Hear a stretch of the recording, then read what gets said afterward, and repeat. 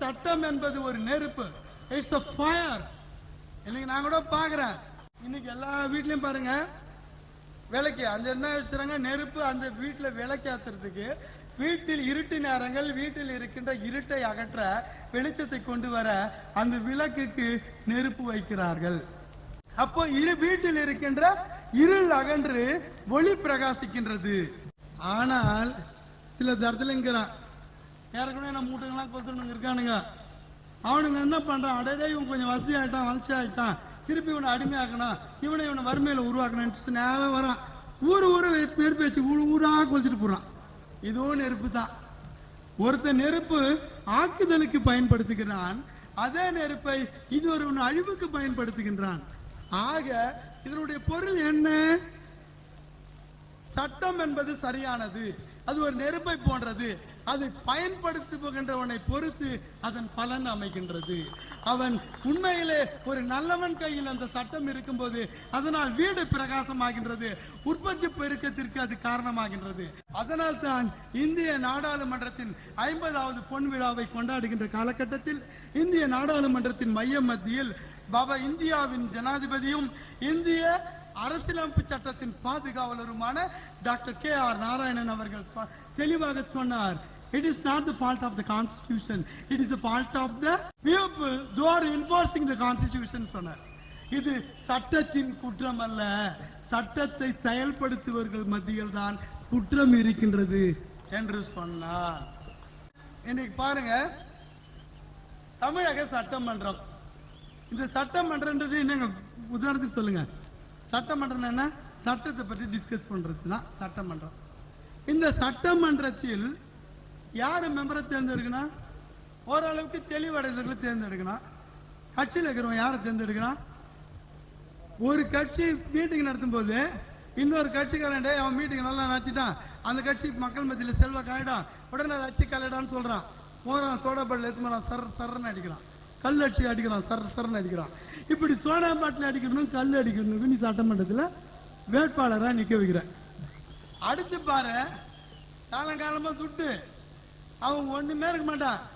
இன்றைக்கு இந்த வளத்துறவாக்க இன்ஸ்பெக்டரை பார்த்து, ஏன் இன்ஸ்பெக்டர் ஒரு போலீஸ்கார பார்த்து சாமி ஐயான்னு கை கட்டி நிற்பான், சாராயத்துன்னு இருப்பான், இல்ல திருடிக்கு நிற்பான். ஆனால் அவனே கொஞ்சம் அதிக அளவுல சாராயம் கட்சி பெரிய பணம் வந்துட்டு ஒரு லட்சாதிபதி ஆயிட்டான். உடனே ஒரு கட்சியில சேர்றான் பாதுகாப்பு, அவன்லாம் கட்சியில் தான் இருப்பான், அந்த கட்சியில பாதுகாப்பு சேர்றான். சேர்ந்த பிறகு அவனுக்கு ஒரு பணம் கிடைச்சிருச்சு. உடனே கட்சியில பணத்தை கொடுத்து தலைவர்களுக்கு பொறுப்பு வாங்கிடுறான். பொறுப்பு வாங்கின பிறகு உடனே பணம் எலெக்ஷன் டைம்ல பணம் கொடுத்துறான், எனக்கு MLA சீட் வாங்கிடுன்றான். ஏன்னா பணம் இருக்குது, கொடுத்து வாங்கிடுறான். பணம் வாங்கின பிறகு ஒரு போலீஸ்கார பார்த்து பயந்து அவன் MLA ஆயிட்டு தான் அவன சொல்றான், IPS ஆபீசர் பார்த்து, வாடா, என்ன நீ யாரை பார்த்து பேசுற? நான் சட்டமன்ற உறுப்பினர், நான் மக்களின் பிரதிநிதி, ஜாகிரதை. அங்க வந்து 10 சாரை கடைக்கு வந்து நீ ஐயோ பிரகிபிஷன் இருக்குங்க, மதுவிலக்கு இருக்குதுங்க, சாரை கடை ஓட்டக்கூடாது. சாரை கடையா ஏன்னு ஓடுறான்டா, அவனை ஏதாவது தொந்தரவு பண்ண உன்னை தண்ணியில் காட்டுக்கு மாத்திரம் அப்படின்றான். ஒரு IPS ஆபீசர் கூட அவனுக்கு பயப்படுறான். காரணம், சட்டமன்றத்தினுடைய பிரதிநிதி, அவனுக்கு முதலமைச்சரோடய அல்லது கட்சியின் தலைவராண்டே பொறுப்புல இருக்கிறான், அவருடைய செல்வாக்கு மிகுந்தவன், நம்ம அவனை எதிர்த்து நம்ம மாத்திருவான் இல்ல சஸ்பெண்ட் பண்ணுவான்னு பயப்படுறான். இப்ப வந்து ஒரு சட்டம் எப்படி செயலாகுது பாருங்க. அவன் MLA வந்து அடுத்தது என்ன நினைக்கிறான், இந்த ஊர்ல எவ்வளவு சாரா கடை விடலாம், அடுத்தது நான் நினைக்கிறான் திருத்தூரத்துல எவ்வளவு மலைங்க இருக்குது, எல்லாத்தையும் கலெக்டருக்கு ஆர்டர் கொடுக்கலாம். கலெக்டர் உடனே கலெக்டர் ஆர்டர் கொடுக்க மாட்டான், நீ லைசன்ஸ் வாங்கி தாண்டா குவாரி ஓட்டுறான்றான். அவன் சொல்றான், நீ என்ன சொல்றது, உன்னை நான் மாத்திட்டு தான் திட்டுத்தனமா ஓட்டுறான்றான். கலெக்டர் மாத்துறான், திட்டுத்தனமா ஓட்டுறான், கொள்ளை அடிக்கிறான், கவர்மெண்ட் வருமானத்தை இவனே திருடுறான், இவன் கட்சிக்கு கொடுக்குறான். இவன் சட்டமன்ற உறுப்பினர்.